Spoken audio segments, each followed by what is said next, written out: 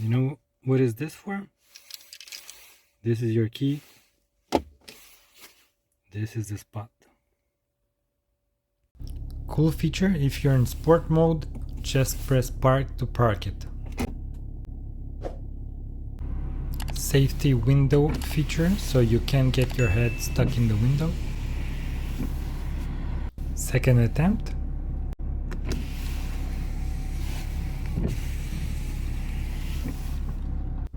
Did you know that you can program any function of your car into these buttons?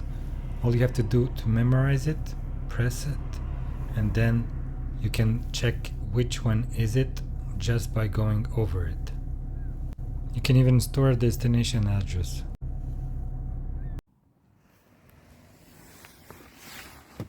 Here's a cool compartment where you can put your wallet if you don't want to leave it in your pants when you're driving, when you're on the road trip.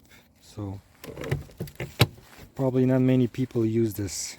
Here's a quick way to look at your navigation system version. So just go into your nav, map, on the option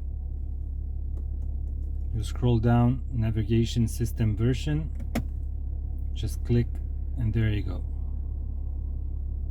So if you want to update it, what's important is the roadmap North America next. That's the version, and the 2020-1 is the year and version number. Usually their BMW releases 2 versions per year, but since the pandemic, maybe they will do only 1. I don't know.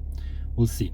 But before the pandemic, used to be 2 versions each year. So 2020-1, and there's another one 2020-2, and the following, I think, is the 2022.